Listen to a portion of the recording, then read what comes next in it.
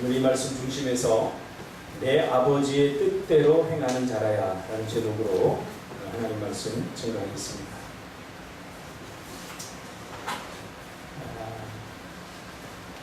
오늘날 교회는 매우 안타까운 현실에 직면하고 있습니다. 뭐냐면 바로 종교화 현상입니다. 오늘날 한국교회는 종교화 되어가고 있습니다. 오늘날 한국교회 성도들은 종교인들이 되어가고 있습니다.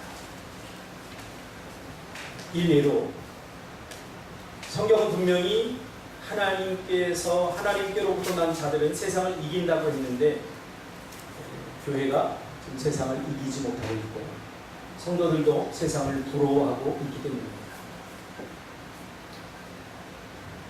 성경은 분명히 하나님께로부터 난 자마다 세상을 이긴다고 했습니다.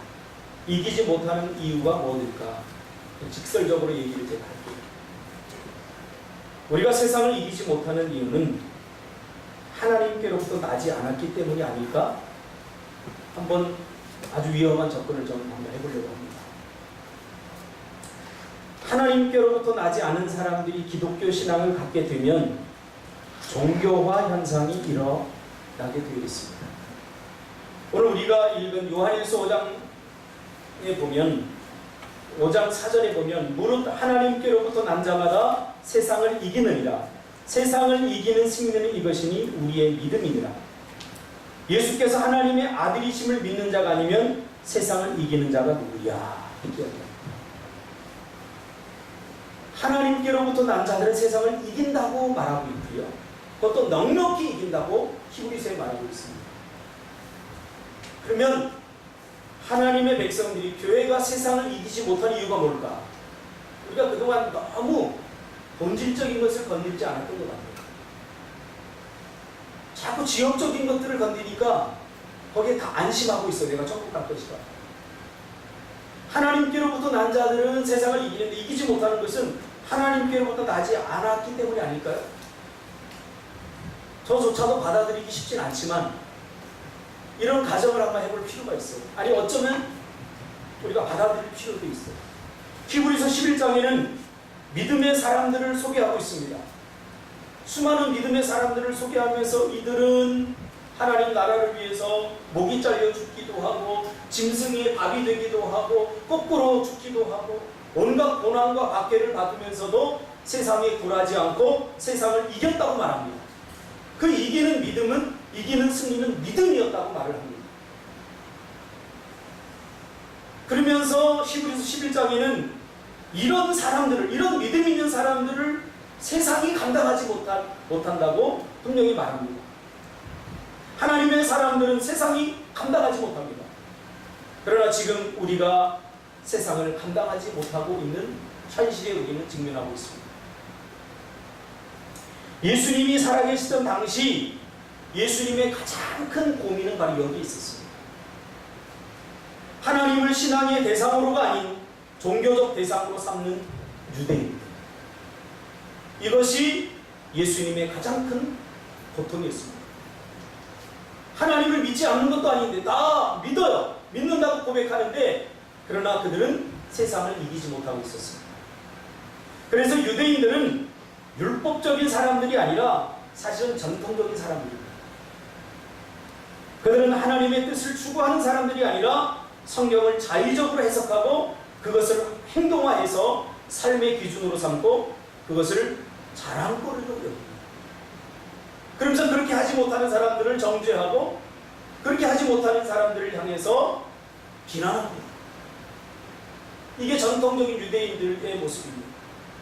그런데 오늘 우리가 읽은 마태복음에 보니까 이것은 불법이며 주님이 전혀 인정하지 않는 신앙이라고 주님은 분명히 말합니다. 마태복음 7장 21절 나더러 주여 주여 하는 자마다 다 천국에 들어갈 것이 아니요 다만 하늘에 계신 내 아버지의 뜻대로 행하는 자야 들어가리라. 그 다음부터 그날에 많은 사람이 나더러 이르되 주여 주여 우리가 주의 이름으로 선지자 노릇하며 주의 이름으로 귀신을 쫓아내며 주의 이름으로 많은 권능을 행하지 아니하였나이까 하리니 그때 내가 그들에게 밝히 말하되 내가 너희를 도무지 알지 못하니 불법을 행하는 자들아 내게서 떠나가라. 정말 억울한 일 아닙니까? 죽도록 헌신하고 최선을 다해서 주님을 섬긴다고 했는데 주님은 그것은 불법이었고 주님이 전혀 그것을 인정하지 않는다라고 말합니다. 그러면서 내게서 떠나가라라고 말합니다. 한 미준에서 조사한 한국 미래를 준비하는 사람들이라는 모임이 있는데 거기서 조사한 바에 의하면 적어도 한국 교회 성도들의 100명 중에 80%는 구원의 확신이 없을 수 있다. 이런 조사가 나왔습니다. 그럼 10명, 우리 교회도 10명에 8명은 그렇지 못할 확률적으로 그렇다는 거예요. 그럼 이거는 보통 일이 아닙니다. 그럼 확률을 믿지 않는 사람 중에 하나인데 그럼에도 불구하고 우리가 각성해야 될 부분이 분명히 있습니다. 그래서 교회가 회개하고 목사들이 회개해야 됩니다. 교회가 복음으로 새 생명을 얻게 하는 일에 관심을 가지지 않게 되면 종교화 현상이 일어납니다. 그래서 교회에서 세상을 경험하게 되고 교회 안에서 세상의 방법이 득세하게 됩니다. 그래서 교회의 교회다움이 사라져버리고 성도의 성도다움이 사라져버립니다. 오늘 우리는 주님이 인정하시는 신앙에 대한 고민과 몸부림이 있어야 됩니다. 그런 것 없이 싸구려 복음에 익숙해져 있는 우리 한국교회는 그리고 한국교회 목사, 저를 비롯한 목사들은 해결해요. 그저 성도님이 주일날 나오면 그것으로 만족하고 그리고 기도하며 신앙생활 잘 하나보다 이렇게 만족해서 될 일이 아니다는 사실이에요. 그래서 누구보다 열심히 교회 다니고 예배 참석하고 봉사하고 헌신하지만 그러나 정작 생명력 있는 열매는 결국 맺지 못하고 있다는 사실이죠. 그러므로 기독교는 종교가 아니라 생명 그 자체입니다. 안타까운 것은 기독교가 교회가 오늘날 자꾸 종교화 되어가고 있습니다. 그래서 사람들은 많이 교회 늘어난다고 하고 큰 교회로 자꾸 몰리고 이런 현상이 일어나는 것 중에 하나가 제가 큰 교회를 비난하는 것 절대 아닙니다. 한국 교회가 건강해지려면 성도들이 자꾸 작은 교회로 가야 돼요. 그곳에 가서 해야 할 일들이 얼마나 많습니까? 우리도 지금 작은 교회인데 한 사람이 몇 가지 일을 지금 하고 있지 않습니까? 큰 교회 가보면은 그냥 주일날만 딱 왔다 하는 거예요. 아무 일이 없어요. 이 종교화 되어가고 있는 거예요. 종교화, 기독교는 종교가 아니라 생명 그 자체입니다. 성경은 우리가 죽었다라고 선언합니다. 에베소서 2장 1절에 보니까 허물과 죄로 죽었다라고 선언합니다. 그러므로 신앙의 시작은 내가 교회에 다니는 순간부터 신앙이 시작되는 것이 아니라 바로 죽었던 한 영혼이 생명을 얻음으로 신앙이 시작됩니다. 이게 성경이 가르쳐주는 구원론의 시작입니다. 일단 생명이 내 안에 들어오면 내 삶에 뭔가 변화가 일어나고 뭔가 어떤 일이 자꾸 일어나게 되어 있습니다. 오늘 본문도 우리에게 분명하게 말하고 있지 않습니까? 또 증거는 이것이니 하나님이 우리에게 영생을 주시고 생명을 주신 것과 이 생명이 그의 아들 안에 있는 그것입니다.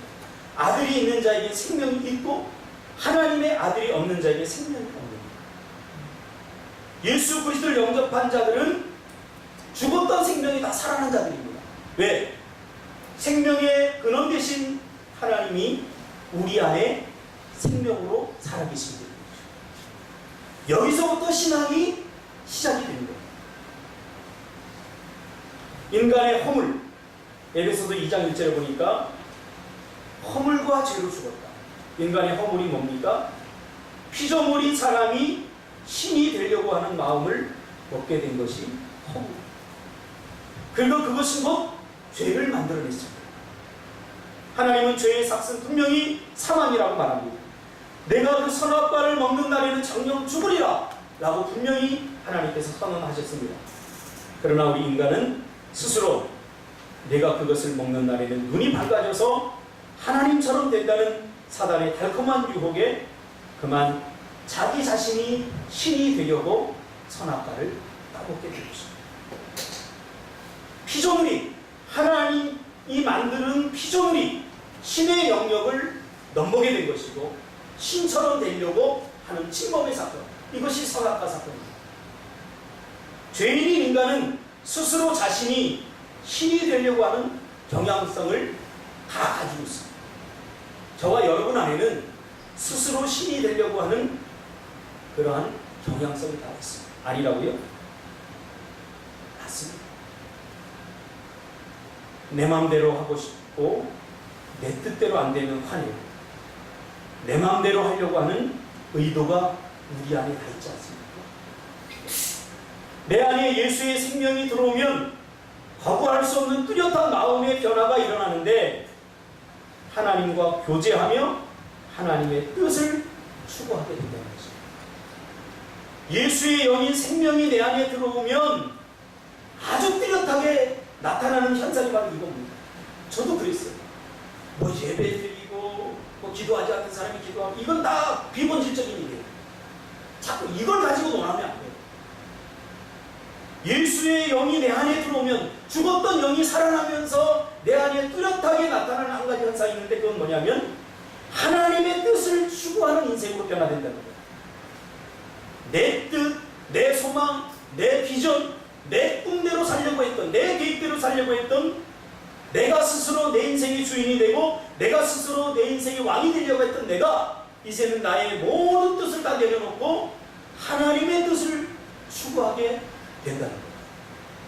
이것이 아주 중요한 회심의 첫 번째 증거입니다. 내가 내 인생의 주인이 되고 싶은 열망, 예수 믿지 않는 사람들에게서 뚜렷하게 나타나는 현상, 자기가 하고 싶은 대로 하면서 살고 싶은 대로 사는 거예요. 그러면서 세상은 내 마음대로 내 뜻대로 하는 것이 행복한 삶이라고 자꾸 부추기고 있지 않습니까? 그것을 막는 것을, 내 마음대로 내 뜻대로 살지 못하게 하는 것을 막는 것을 원수로 삼고 적으로 삼습니다. 지금 우리는 종교다원주의 한복판에 살고 있죠. 종교다원주의가 세상 사람들은 당연히 추구하는 거지만 은밀하게 교회 안에 들어와서 결국은 우리가 하나님을 인정하는 것 같고 하나님을 섬기는 것 같지만 하나님도 인정하고 다른 신도 인정하고 그 다른 신을 멀리서 찾지 말고 내 안에서 찾아야 돼요. 왜? 우상의 본질은 인간의 자기 극대화이기 때문에 결국 인간의 자기 숭배 아닙니까? 우상은 자기가 믿고 싶은 신을 인간이 만들어서 자기 스스로 섬기는 거예요.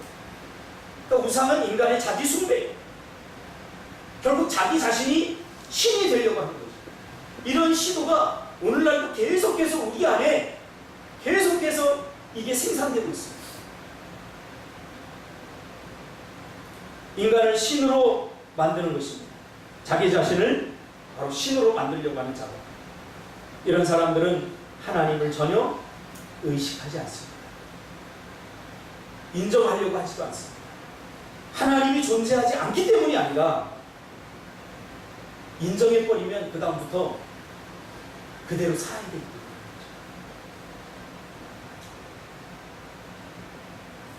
세상 사람들이 요즘 우리 기독교를 향해서 개독교라고 말하고 있지 않습니까? 참 가슴 아픈 현실입니다. 이런 이야기를 들으면 참 잠이 오지 않습니다. 어떻게 하다 우리 교회가 이렇게 세상 사람들로 하여금 비난을 받습니다. TV에서 개그 소재로가 교회 일들이, 교회에서 일어나는 일들이 개그 소재로 사용되는 것을 보면서 참 가슴이 아픕니다. 세상 사람들이 교회를 향해서 손가락질하는 것은, 예수 믿는 사람들을 향해서 비난하는 것은 그들의 삶이 우리보다 더 탁월하고 도덕적이어서가 아닙니다. 자기들의 생각과 자기들의 계획에 우리가 자꾸 레퍼를 달기 때문입니다. 너희들 그렇게 살면 안 돼. 그건 죄야. 라고 교회가 자꾸 성경의 기준을 들이대고 예수 믿는 사람들이 세상 사람들을 향해서 그렇게 사는 것이 죄라고 말하기 때문에 이게 부담스러운 거예요. 왜? 세상 사람들은 자기 스스로 자기 인생의 주인이 되고 자기 스스로 왕처럼 살려고 하기 때문에 이것을 누군가 누군가 터치해주고 그렇게 살면 안 된다고 말하는 것 자체가 꼴부러거든요. 동성애는 그 중에 하나입니다.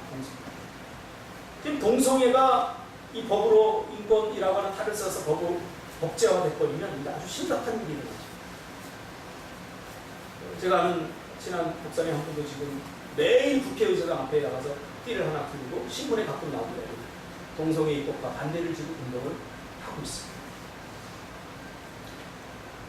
동성애는 결국 뭐예요? 인간이 하나님의 절대적 기준을 거스리고 자기 마음대로 살려고 합니다. 하나님께서 정해놓은 질서가 있어요. 이거 법이 아니라 질서예요. 이 질서 안에서 우리가 행복을 누리고 기쁨을 누리고 축복된 가운데 살아갈 수 있는 질서예요. 그런데 죄가 들어오니까 인간 스스로 자기가 신이 되려고 하니까 하나님 내 인생 터치하지 마세요. 나는 내 마음대로 살 거예요. 하나님이 남자와 여자가 결혼하도록 만들었는데 꼭 그러는 법이 있습니까? 남자와 남자가 결혼하고 여자와 여자가 결혼하고 이러면 안 됩니까? 이것은 단순히 동성애의 문제가 아닙니다. 죄의 문제입니다. 그런데 자꾸 그러면 안 된다고 하니까 기분 나쁜 거죠. 내가 뭔데? 이번에도 기어 축제 하는데 동성애 당사자들이 아닌 사람, 많은 사람들이 와서 인터뷰를 하더라고요. 그래서 당신들 왜 왔습니까? 그러니까 인권은 존중돼야 되는 것 아닙니까? 그렇게 얘기합니다. 굉장히 가슴 아픈 거예요. 생각해보세요. 이게 얼마나 이기적입니까? 그래서 마음대로 자기 마음대로 하도록 이렇게 다 내버려두고 싶다고 인간이. 그럼 어떻게 됩니까? 그것이 지옥이에요. 다 죽이게 돼 있어요. 스스로 다 고통 가운데 빠지게 되는 거예요. 그래서 교육에 있어서 가장 중요한 게 뭐냐면 교육을 망치려면 아이들이 하고 싶은 대로 그대로 놔두면 그냥 반드시 망합니다. 우리 사람도 마찬가지예요. 하나님께서 우리 질서적 인생으로 만들었거든요. 자, 인정한다고 해봅시다. 그러면 아이는 앞으로 어떻게 생기는 거예요? 인류가 끝나버리는 거예요. 아니, 다른 사람들, 이성애자들이 나오면 될 거 아닙니까? 우리는 그 아이들을 입양하게 돼요. 이게 얼마나 이기적인 생각이냐고요. 자기 마음대로 자기 뜻대로 살겠다는 거예요. 이런 생각은 아주 오래전부터 인간이 죄를 짓는 순간부터 만들어진 죄의 습성입니다. 그런데 이런 일들이 교회 밖에서만 일어나는 것이 아니고 교회 안에서 일어나고 있기에 안타깝기도 하고 충격적인 것입니다. 예수를 구원자로서 나의 생명을 구원한 자로서 믿고 하나님의 뜻을 이루어드리기 위한 삶이 아니라 그저 적당히 적당한 선에서 하나님과 관계하고 싶어하는 것이죠. 내 안에 예수의 생명이 들어오면 생명을 주신 분과 함께 교제하고 싶은 마음이 내 안에서 생겨납니다.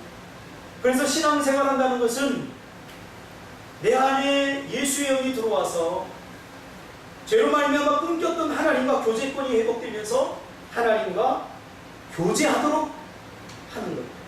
이것이 중요합니다. 신앙생활은 하나님과 교제하는 거예요. 왜냐하면 하나님이 우리를 창조하신 목적도 바로 우리와 교제하기 위해서 우리를 만드시지 않았습니까? 이 교제라는 것을 우리가 조금 더 살펴볼 필요가 있지만 우리가 생각하는 그런 싸구려 교제는 아닙니다. 그래서 건강한 신앙은 하나님과 교제를 통해서 하나님의 뜻을 추구하게 되는 거예요. 이게 신앙생활이에요. 그런데 종교적 신앙은 거기서 교제를 뺏거든요. 인격적 교제를 뺏거든요. 그저 자기 방식대로 자기가 정해놓은 룰대로 예배하고 기도하고 봉사하고 헌신합니다. 그러나 그것은 의미 없는 자기 만족이며 자기 위안적 행위일 뿐이지 성경에서 말하는 진정한 신앙적 행위는 아니라는 거죠. 그래서 마태복음 7장에서 그런 사람들을 향해서 주님은 나더러 주여 주여 하는 자마다 다 천국에 들어갈 것이 아니요 다만 하늘에 계신 내 아버지의 뜻대로 행하는 자야 들어가리라 라고 말씀하고 있는 것입니다. 성경은 분명히 마지막 심판날 누가 천국에 들어갈 수 있는가에 대해서 분명하게 말합니다. 그리고 우리는 이것을 분명하게 짚고 넘어가야 됩니다. 그저 내가 교회 다니니까 천국 백성이겠지, 나는 천국 갈 수 있겠지 라고 막연하게 생각해서는 안 되는 부분입니다. 마태복음 7장은 아버지의 뜻대로 행하는 자가 들어갈 수 있다라고 분명히 말합니다. 누가 들어가요? 우리 목사님이 다 천국 갈 수 있다고 했어요. 그러니까 제가 안타까운 것은 뭐냐면 한국 교회가 오늘날 구원론과 교회론이 너무 빈약해요. 그냥 내가 예수를 마음으로 믿어 이에 이루고 입으로 신하면 구원에 얻을 수 있어. 너 믿어 안 믿어? 나 믿을게. 왜? 안 믿어봤자 자기 손해거든요. 믿어야 구원을 얻을 수 있으니까 이게 무슨 뭐를 의미하는지도 모르고 어떤 삶을 살아야 되는지도 모르고 일단 받아들입니다. 믿져야 본전이니까. 그래 놓고는 어떻게 삽니까? 자기 마음대로 살아버립니다. 그게 구원이 아니라는 거예요. 성경에서 말합니다. 그러니까 자기 마음대로 자기 뜻대로 다 해버립니다. 오늘 주님은 아버지의 뜻대로 행하는 자가 천국에 들어갈 수 있다라고 분명히 말합니다.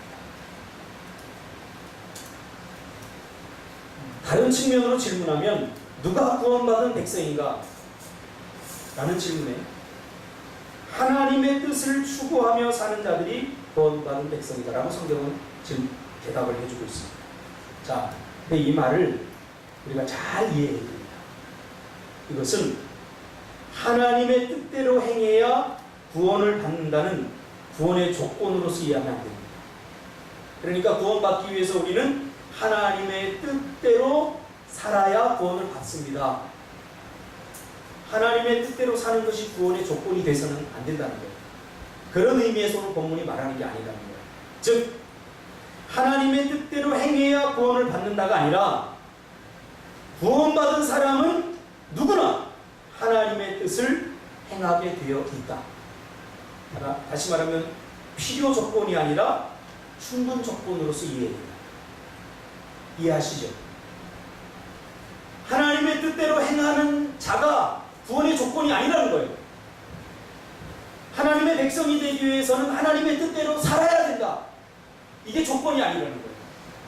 오늘 이 말씀의 중심은 그러나 누구나 하나님의 백성이라면 하나님의 뜻대로 살게 되어 있다. 이 말이에요. 성경에서 말하는 하나님의 뜻이 뭘까요? 성경에서 말하는 하나님의 뜻은 딱 하나밖에 없어요. 그 하나님의 뜻은 이미 창세전에 확정되었고 그리고 딱 하나입니다. 어떤 사람들은 이 하나님의 뜻을 잘못 이해합니다. 예를 들면 내가 지금 누구와 해야 되는데 이 사람과 결혼하는 것이 정말 하나님의 뜻일까요? 내가 지금 직장을 옮기려고 하는데 지금 계속 다니는 것이 하나님의 뜻일까요? 아니면 직장을 옮기는 것이 하나님의 뜻일까요? 내가 사업을 새롭게 계획하는데 이 사업을 내가 하는 것이 하나님의 뜻일까요? 아니면 그만두고 접는 것이 하나님의 뜻일까요? 이런 일들을 하나님의 뜻과 자꾸 연관 짓습니다. 이것은 엄밀히 말하면 하나님의 뜻과는 전혀 상관없습니다. 이것은 하나님의 인도하심을 구하는 행위지 하나님의 뜻은 딱 한 가지입니다. 성경에서 하나님이 명백하고 정확하게 밝힌 이것이 내 뜻이다라고 말한 것은 하나님의 뜻은 딱 한 가지입니다. 그것은 창세전부터 있었던 뜻이라고 에베소서 1장 4절 5절에서 분명히 말하고 있습니다. 하나님의 뜻은 하나뿐이며 물론 다양한 방식으로 표현되지만 선택받은 사람들을 하나님의 아들들이 되게 하는 것, 이것이 하나님의 거부할 수 없는 명백한 뜻입니다. 그리고 이것은 하나님께서 유일하게 자신의 뜻이라고 성경을 통해서 드러낸 하나님의 뜻입니다. 이게 뭐라고요? 선택받은 사람들을 하나님의 아들들이 되게 하는 것. 그것이 에베소서 1장 4절 5절에 나오고 있습니다. 5절에 보니까 그 기쁘신 뜻대로 우리를 예정하사 예수 그리스도로 말미암아 자기의 아들들이 되게 하셨습니다. 요한은 이것을 이렇게 표현하고 있습니다. 요한복음 6장 39절에 나를 보내신 이의 뜻은 내게 주신 자 중에 내게 주신 자 중에 이건 뭐냐면 이미 계획된 자 중에 말이에요. 내가 하나도 잃어버리지 아니하고 마지막 날에 내가 다시 살리는 것이다. 다시 말하면 새 생명을 주어 구원을 얻게 하는 것이다. 그러면서 40절에 내 아버지의 뜻은 아들을 보고 믿는 자마다 영생을 얻는 이것이니 마지막 날에 내가 이를 다시 살리리라 하십니다. 그러면서 39절에 이렇게 결론을 내립니다. 내가 하늘에서 내려온 것은 내 뜻을 행하려 함이 아니요 나를 보내신 이의 뜻을 행하려 합니다. 그리고 에베소서 1장 4절에 이것은 이미 창세전에 하나님의 마음에 확정되었던 뜻이다. 유일한 뜻이다. 이렇게 말하고 있습니다. 자, 하나님의 뜻은 뭐라고요? 한 생명을 죽은 자 가운데서 살려내어서 하나님의 아들들이 되게 합니다. 그 후에 천지창조, 또 사람을 만드시고 또 죄를 성육신하시고 구속하시고 부활하시고 승천하시고 재림하시고 이것은 다 하나님의 뜻을 이루기 위한 과정의 소입니다. 성부 하나님은 성부 아버지는 뜻을 세우셨고 성령 예수님은 그것을 성취하셨고 이루셨고 성령님은 그것을 지금 적용하고 계십니다. 그러면 우리가 예수를 믿는다는 것은 하나님의 아들들이 되기 위한 시작에 불과합니다. 내가 예수를 영접했다는 것은 하나님의 아들이 됨으로 모든 것이 끝난 것이 아닙니다. 오늘 한국교회가 잘못 이해하고 있는 것이 바로 이 부분입니다. 예수를 영접하고 내가 하나님의 아들이 되었어. 그 순간부터 다 자기 마음대로 살았거든요. 그러니까 하나님의 아들 된 것이 무엇을 의미하는지 잘 몰라요.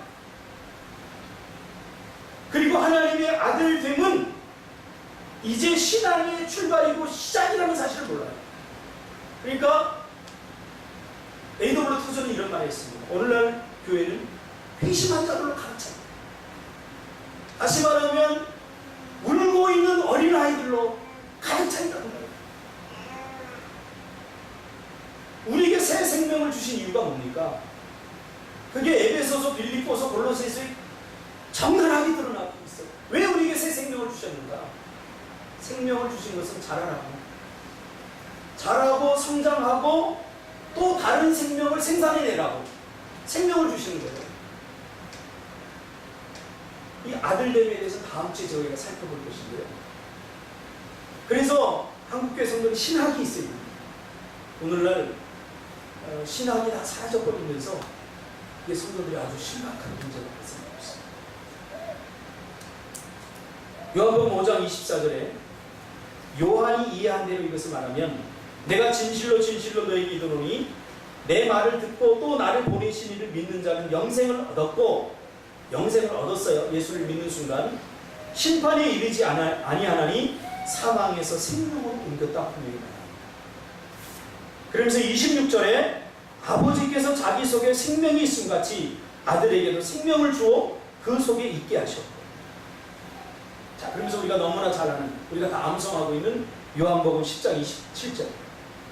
내 양은 내 음성을 들으며 나는 그들을 알며 그들은 나를 따르라. 이 한 구절 가지고 설교하더라도 10번 나옵니다. 근데 우리는 이걸 너무 단편적으로 이해해요. 내 양은 내 음성을 들어요. 하나님께서 구원하시도록 선택받은 자는 하나님의 때가 되어서 하나님이 부르셔요. 민지야! 그러면 내 양은 내 음성을 듣는다는 거예요.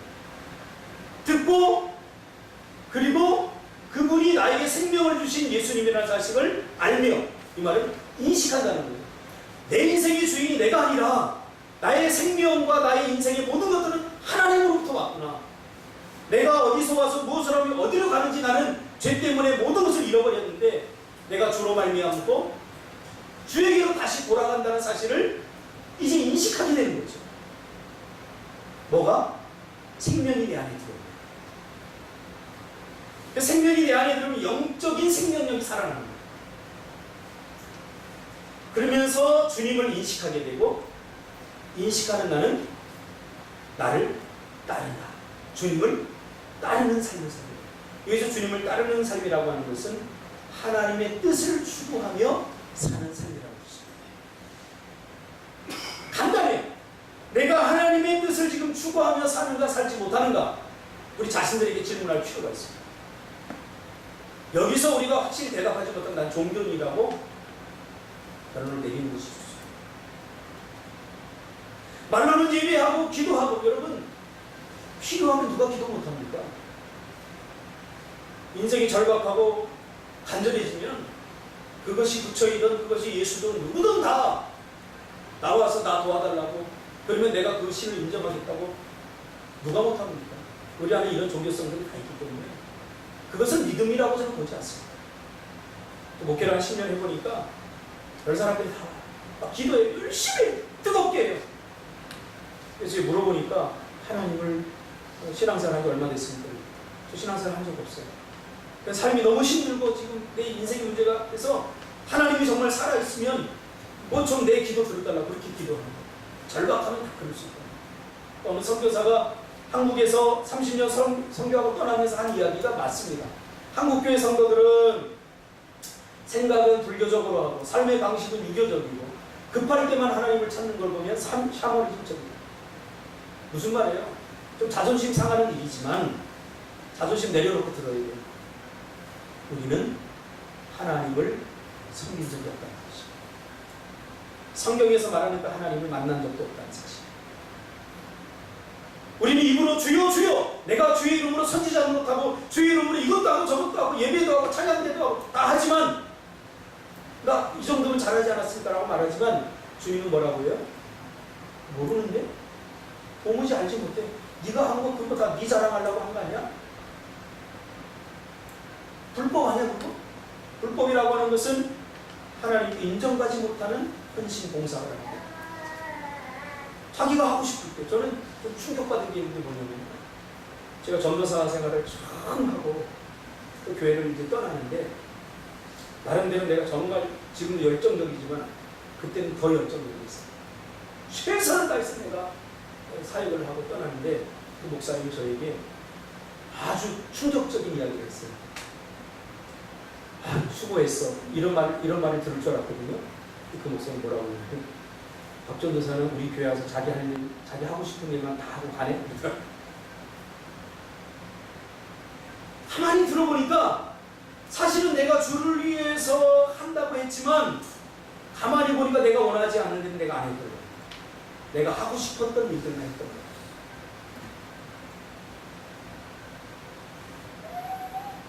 내가 하고 싶었던 순간에 내가 하고 싶었던 일만 하면서 이것이 주님을 위한 것이라고 과대 포장을 했던 거죠.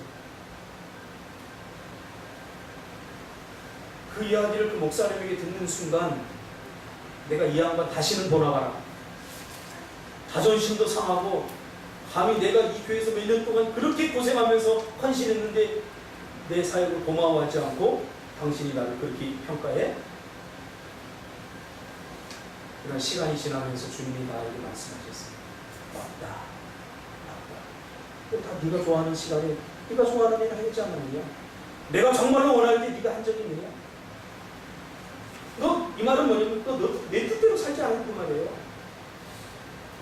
예수가 내 안에 들어오면 이제는 하나님의 뜻을 추구하며 살아야 되는데 다 내 뜻대로 살아놓고 네 자랑하려고 네 이름 세우려고 해놓고 또 거기다가 포장을 멋지게 해놓고 그걸 헌신이라고 봉사라고 하는 거야.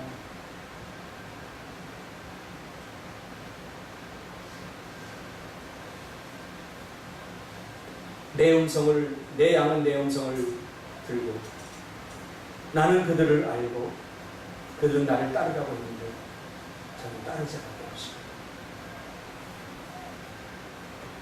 주님이 내 안에 들어오면 내게 생명을 주면 그 음성을 듣고 그를 나의 주, 나의 왕, 나의 주인으로 알게 되는 분명한 인식이, 그리고 거기서 끝나는 것이 아니라 그들은 주님을 따른다고 말합니다. 그 말은 주님의 뜻을, 하나님의 뜻을 추구하며 산다라고 말합니다. 하나님의 뜻은 선택받은 사람들이 하나님의 아들들이 되게 하는 것입니다. 좀 더 구체적으로 하나님의 아들들이 되게 하신다는 의미에 대해서 다음 주에 생각해 봅니다. 하나님의 아들들이 되게 하는 것이 하나님의 뜻인데 하나님의 뜻대로 행하지 않으면 하나님의 백성이 되지 못합니다. 그러면 하나님의 아들들이 되게 하신다는 이 의미가 뭡니까? 이게 구원론의 정점입니다. 오늘 한국교회가 내가 예수 믿고 난 구원받았어 하고 구원의 결론에 서서 자기가 마치 구원을 다 결정하는 것처럼 착각하는 오늘 한국교회에 이거 외쳐야 됩니다. 아버지의 뜻대로 행하지 않으면 구원받을 수 없습니다. 그러니까 아버지의 뜻은 하나님께 정해놓으신 그 사람들이 하나님의 아들들이 되게 하는 것입니다. 아들들이 되게 한다라고 하는 이 말은 사도 바울의 서신서에 사도 바울이 하고 싶었던 모든 이야기입니다. 모든 이야기, 전부의 이야기입니다. 사도 바울은 이 이야기를 하기 위해서 교회들에게 편지를 쓴 것입니다. 사도 바울이 초창기 사역은 전도하는 사역이었습니다. 하나님의 아들들이 되게 하는, 복음을 전하고 그들이 하나님의 아들이 되게 하는 이 사역에 사도 바울은 목숨을 걸었습니다. 그런데 시간이 흐르면서 문제가 생겼거든요. 어떤 문제? 하나님의 아들들 된 사람들이 이루어진 교회가 문제가 생깁니다. 교회 안에 서로 다툼이 있고 서로 누구 파다 그러고 교회 안에 뭐가 들어와요? 세상이 들어와 버리는 거예요. 교회가 하와야 되는데 교회가 세상의 방법들이 들어오고 세상이 들어와 버리니까 교회 안에서 일어나지 말아야 될 세상적인 일들을 교회 안에서 겪게 되는 거죠. 교회는 교회 안에서는 하나님의 일들을 겪어야 되는 거예요. 은혜를 나눠야 되는 거예요. 고민하게 됩니다. 이게 무엇 때문일까? 그래서 바울 신학이 나온 것입니다. 하나님의 아들됨이 무엇인가에 대해서 사도 바울은 찾아가게 고민합니다. 저도 마찬가지입니다. 저는 저희 목회가 이렇게 설교하고 사람들이 더 많이 나오고 헌금이 더 많아져서 교회가 재정적으로 풍성해지고 그리고 목사가 어깨에 힘주고 나는 큰 교회라는 목사야 이러고 싶은 마음 요만큼도 없습니다. 저는 한 사람이 죽었던 영이 살아나고 회복돼서 그 사람이 하나님의 아들들 되는 것에 저의 기쁨이 있습니다. 오늘도 우리 캠프하러 YC 캠프하러 한 아이가 저희 노예장교회 아이가 한 명 왔어요. 이 친구가 어릴 때 우리 교회 딱 오더니 자기네 교회는 크거든요. 엄마 이것도 교회야? 우리 교회가 작으니까 엄마 이것도 교회야? 제가 이것도 교회지.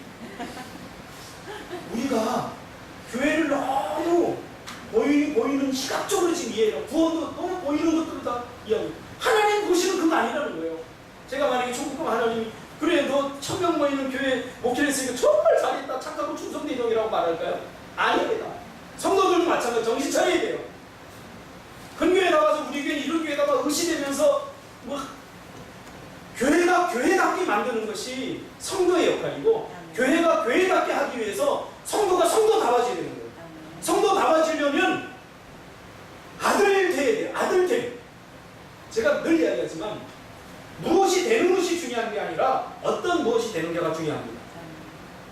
의사가 되는 것이 아니라 어떤 의사가 되는 것이 중요한 것입니다. 아들됨이라고 하는 것은 바로 이것과 관련이 있어요. 성도 되는 것이 중요한 것이 아니라 나는 지금 어떤 성도가가 중요한 거죠. 우리 자녀들 이렇게 키워보면 알지만요. 자녀 되는 것이 기쁜 게 아니에요. 부모에게 기쁨을 줄 수 있는 자녀가 있고 부모의 마음을 고통스럽게 하는 자녀가 있어요. 하나님의 아들됨이라고 하는 것은 이것과 관련이 있어요.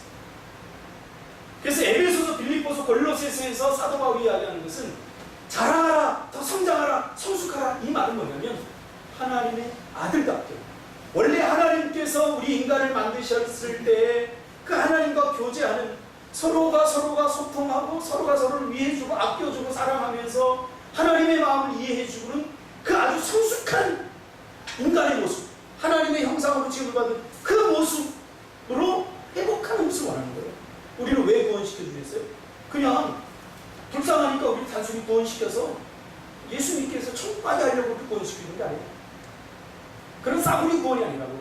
우리를 하나님의 형상대로 지음을 받아서 이제는 정말로 하나님의 수준. 그래서 베드로 전후서에 뭐라고 해요? 신의 성품에 참여하라고 하잖아요. 우리를 신적인 존재까지 하나님께서 우리를 끌어올려서 그 수준을 하나님과 교제하며 하나님과 함께 이해하며 소통하며 그것이 하나님께 영광이 되는 삶으로 우리를 돌리기 위해서 우리를 구원하는 거죠. 근데 우리 그것도 모르고 혼된 거로 만족하고 자기 마음대로 사는 거예요. 그것이 하나님의 나쁜 거죠. 그것을 사도 바울은 교회론을 통해서 우리에게 설명해 주고 있습니다. 자, 교회는 눈에 보이는 이게 교회가 아니에요. 우리가 그거 들어서 다 알고 있잖아요. 교회가 뭐예요? 교회에 우리가 잘 이해 못하니까 하나님이 교회라고 하는 형상을 통해서 예수님을 보게 하신 거예요. 교회는 예수의 몸이고, 그렇죠? 예수의 몸이 우리 안에 들어서 우리가 이제 성전입니다. 우리는 주의 움직이는 교회. 우리가 교회인 거예요. 우리가 주님의 성전인 거예요. 그러면서 성전에 대해서 사도 바울이 한 아주 중요한 말이 있어요. 지어져 가느니라. 이 말을 빌립보서 말대로 조금 시적으로 표현하면 우리는 하나님의 원래 하나님께서 계획하고 예비하셨던 그 천국 백성으로 만들어져 가는 거예요. 거기에 우리가 동참해야 되는 거죠. 그래서 신의 성품이 나오는 거예요. 지금 보면은 재수없는 짓거리 하면 믿잖아요. 이거면 세상이 내 안에 있는 거예요. 그럼 나를 죽여야죠. 미운 마음은 내가 예수 믿기 전에 내 안에 남아있는 육신의 성품이기 때문에. 그래서 사도 바울은 내가 날마다 죽는다고 고백하는 거예요. 왜? 교회로 지어져 가야 됩니다. 예수 그리스도의 하나님의 거룩한 성품이 내 안에 들어와야 하나님과 교제하고 온전한 소통을 이룰 수 있는 거예요. 그것을 자꾸 끊어버립니다. 다음 주에는 하나님의 아들됨이 무엇인가? 정말 하나님께서 어떤 자들을 나의 백성이라고 감히 말할 수 있는가에 대해서 하나님의 아들됨에서 살펴보도록 하고 오늘 설교의 결을 다음 주에 뵙도록 하겠습니다. 기도하겠습니다.